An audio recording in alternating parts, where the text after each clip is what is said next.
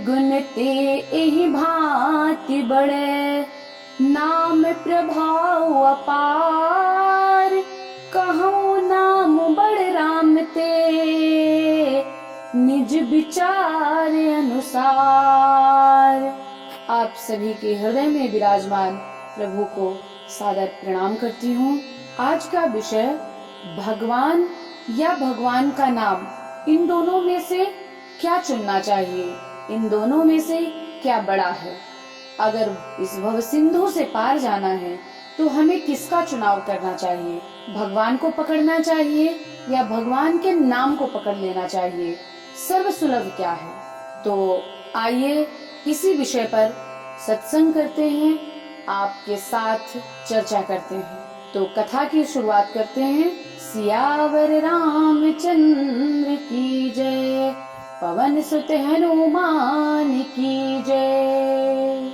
संत जन कहते हैं कि राम से भी बड़ा है राम का नाम, इसीलिए तो मानसकार भी कह रहे हैं, राम भगत हित नर तनुधारी, सही संकट किए साधु सुखारी, नाम सप्रेम जपत अनयासा, भगत हो ही मुद मंगल बासा, राम एक तापस तिय तारी, नाम कोटि खल कुमति सुधारी, भंजो राम आप भव चापू, भव भय भंजन नाम प्रतापू।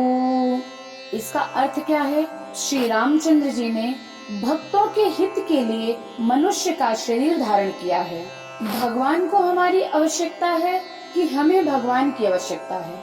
अरे महाराज, हमें भगवान की आवश्यकता है। अगर हम भगवान की सेवा करते हैं तो उससे भगवान को सुख नहीं प्राप्त होता, उससे हमें सुख और आनंद की प्राप्ति होती है, हमारा जीवन सार्थक होगा।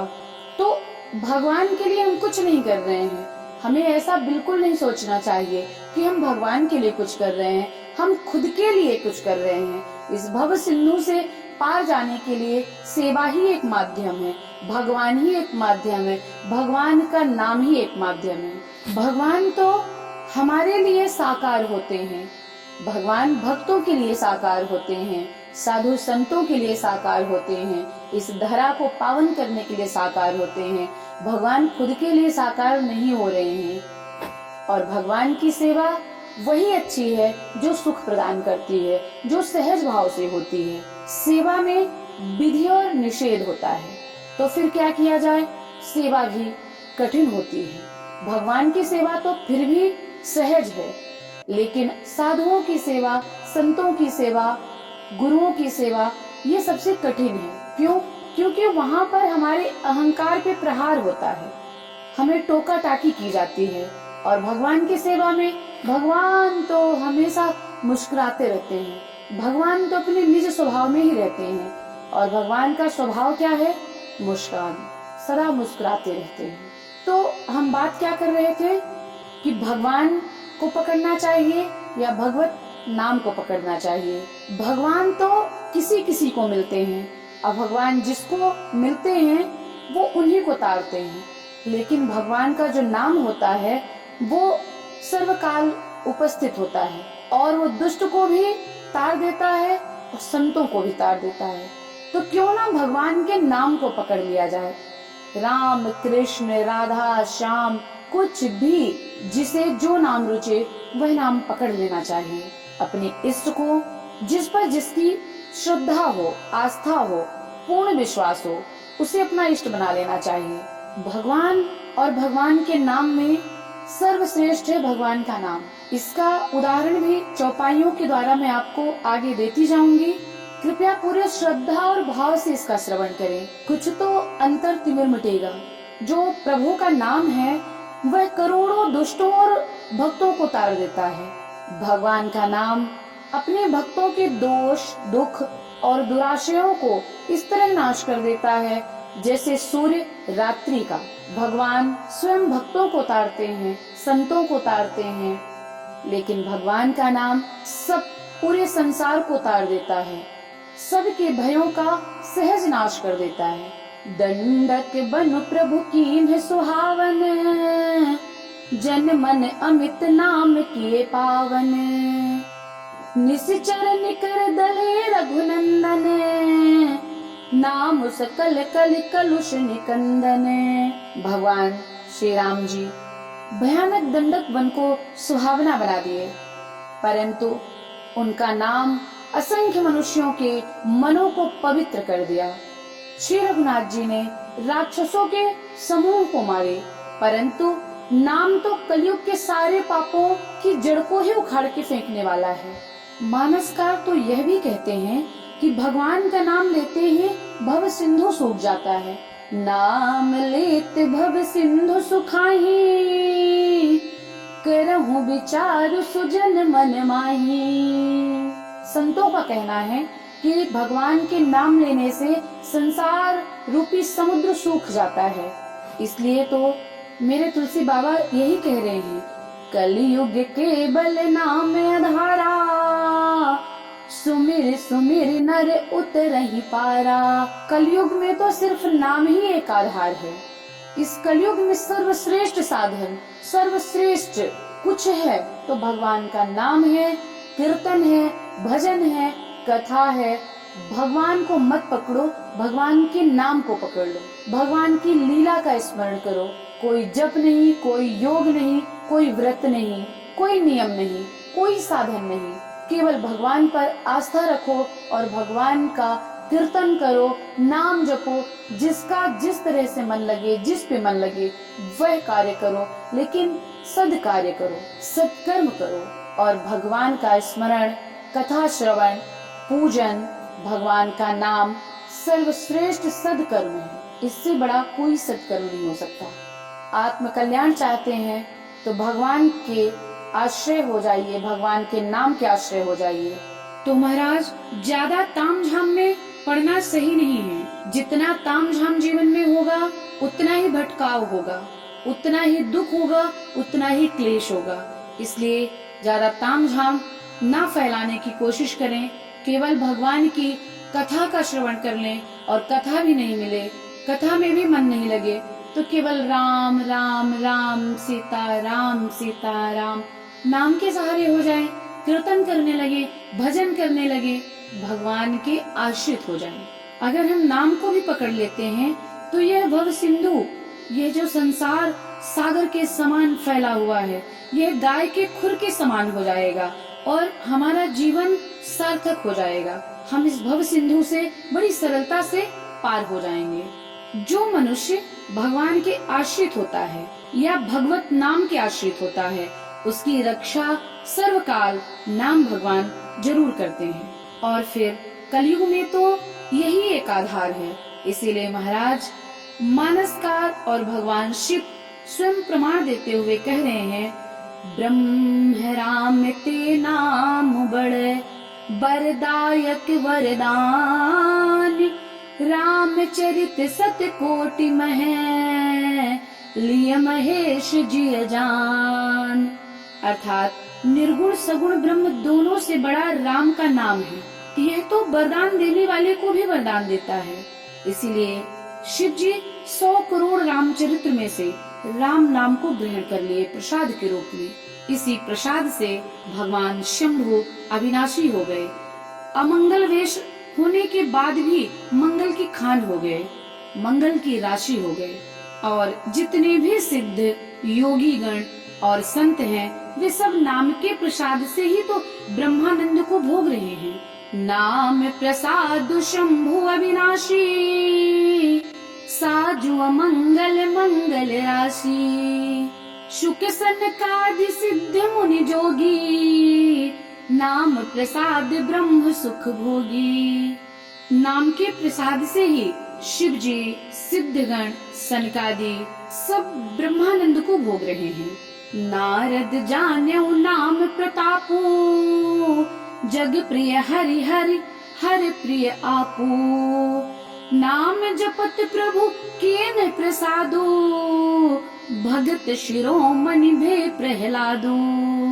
नाम के प्रसाद से शिव जी अविनाशी हैं और अमंगल वेश होने पे भी मंगल की राशि हैं। नारद जी नाम के प्रताप को जाने हैं इसलिए हरि सारे संसार को प्यारे हैं और हरि और हर को नारद जी प्यारे हैं। नाम के जपने से प्रभु ने कृपा की, जिससे प्रहलाद भक्त शिरोमणि हो गए। जो सिर पे ताज होता है वही प्रहलाद जी हो गए। तो चाहे सकाम भक्त हो चाहे निष्काम भक्त हो, भक्त तो भक्त है। भगवान ने कभी किसी को नहीं कहा कि सकाम भक्त अच्छा नहीं है। अरे भाई, भक्त अच्छा है, उसमें सकाम निष्काम तो वो खुद की इच्छा है। आप अगर कोई इच्छा रखते हैं तो सकाम भक्ति कर सकते हैं, अगर कोई इच्छा नहीं है तो निष्काम भक्ति कर सकते हैं। ध्रुव जी तो सकाम भक्त थे। ध्रुव जी तो गलानी के बस जाके भगवान की आराधना किए, भगवान का जप करना शुरू किए और ध्रुव लोक प्राप्त कर लिए। हनुमान जी निष्काम भक्त हैं, जिसके वश में भगवान श्री राम हर समय रहते हैं। तो भक्ति करना आवश्यक है, उसमें ये आवश्यकता नहीं है, उसमें यह नहीं देखना चाहिए कि यह सकाम है यह निष्काम है। दोनों भक्त श्रेष्ठ हैं और दोनों भक्ति श्रेष्ठ है। इसलिए बस भगवान का स्मरण, लीला, धाम, कीर्तन किसी का आश्रय ले लें, या भगवान के धाम का आश्रय ले लें, भगवान के नाम का आश्रय ले लें, भगवान के लीला के आश्रित हो जाएं, या भगवान की कीर्तन करने लगे, किसी के भी आश्रय हो जाइए, तभी जीवन पाना सार्थक होगा, जीवन की सार्थकता हाथ लगेगी। रोजमर्रा के भाग दौड़ से थोड़ा अपने आप को एकांतवास दें, अकेले में रहने का प्रयास करें, कुछ क्षण ही सही लेकिन अकेले रहने का प्रयास करें। तभी आप अपने आप को जानेंगे, तभी आप अपनी चेतना को समझ पाएंगे और तभी आप अपने आप से एकाकार हो पाएंगे। जब तक मनुष्य अपने आप को फैलाता जाएगा, बिखेरता जाएगा, तो उसे समेटना बड़ा मुश्किल हो जाएगा। ना वो समेटेगा ना उसका जीवन समेटेगा। इसीलिए थोड़ा एकांत में रहने का प्रयास करना चाहिए, हमेशा नहीं तो कभी भी एक क्षण के लिए ही सही। 24 घंटे में 10 मिनट, 15 मिनट, 20 मिनट, आधे घंटे, 1 घंटे, कुछ भी, यह आपकी स्वयं की इच्छा होनी चाहिए कि किस समय आप खुद को महसूस कर रहे हैं, अपने सांसों को देख रहे हैं, ऊपर नीचे आते जाते। जीवन में जो चल रहा है या तो हमें उसे स्वीकार कर लेना चाहिए, अगर वह चीज हमें स्वीकार नहीं हो रही तो उससे दूर हो जाना चाहिए। लेकिन ज्यादा खटर पटर करने से कोई फायदा नहीं है। जीवन को साधना है तो एकाग्र होना होगा। थोड़ा एकाग्र होने की कोशिश करें, आदत डालें। ये सहसा नहीं होता कुछ भी, लेकिन आदत अगर डाल लेंगे तो जरूर कुछ न कुछ, आज हम एक पग चलेंगे तो कल दूसरा पग जरूर उठेगा। जीवन में जो सहजता आपको लगती हो उसे जरूर स्वीकार करें। जहाँ बन ठन के रहने की आवश्यकता हो उससे दूर हो जाइए। बनना 4 दिन का होता है और सहजता हमेशा के लिए होती है। महाराज, जीवन बहुत छोटा है, यह मुझे बड़ा लग रहा है। क्यों? क्योंकि हम सहज स्वभाव को नहीं स्वीकार कर रहे हैं, किसी से उम्मीद रखते हैं, किसी पर आश्रित होते हैं। भगवान को हमने सोचा ही कहाँ है। और जब हमारे जीवन में सब सहज दिखाई देता है, नॉर्मल रहता है, तो भगवान याद भी नहीं आते। दूसरे को उपदेश देना सरल है, परंतु उस उपदेश को खुद जीना बड़ा कठिन होता है। ऐसा नहीं कह रही कि मैं कोई सिद्ध हो चुकी हूँ, कोई संत हो चुकी हूँ, भगवान की प्राप्ति हो चुकी है, लेकिन एक प्रयास है और प्रयास करेंगे तो सफलता जरूर भगवान देते हैं। इसलिए तो भगवान ने कहा, जो तुम चली हो एक पग, हो चली हो पग 60। तो एक पग तो हमें चलना होगा। तो महाराज, यह एक पग है मेरा, और यह एक पग भी भगवान की विशेष अहेतु की कृपा से हो रहा है, नहीं तो ये सब चीजें मेरे वश की बात नहीं है। भगवान शिव कहते हैं, राम झरोखे बैठ के सबका मुजरा ले।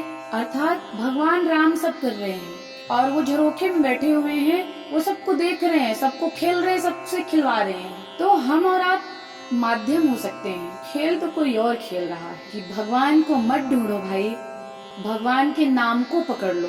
जिस पे आस्था हो उस नाम को पकड़ लो, वह सर्व काल कल्याण कर देगा। अपतु अजामिल गज गनिकाऊ, भय मुकुट हरि नाम प्रभाऊ। कहाँ कहाँ लगी नाम बड़ाई, राम न सकहि नाम गुण गाई। मेरे तुलसी बाबा तो कह ही दिए, नाम की बड़ाई तो राम खुद नहीं गा सकते। तो लो महाराज, मैं क्या बताऊं आपको, जिसकी बड़ाई स्वयं राम भी नहीं जानते कि नाम कितना बड़ा है। राम से बड़ा राम का नाम। नीच अजामिल, गज और गणिका, ये सब नाम के प्रभाव से तो तरे हैं। इसीलिए मानसकार कहते हैं, नाम राम को कल्प तरु, कलि कल्याण निवास। जो सुमिरत भयो भांगते, तुलसी तुलसी दास। कलयुग में राम का नाम कल्पतरु है, अर्थात मनचाहा वरदान देने वाला, मनचाहा पदार्थ देने वाला। तो विचार किस बात का? पकड़ लो भाई। तो अब विचार नहीं करना, नाम को पकड़ने की कोशिश करो। नाम की कृपा से सारे पदार्थ आपको मिलेंगे, स्वयं परमानंद प्राप्त होगा। जय सीताराम।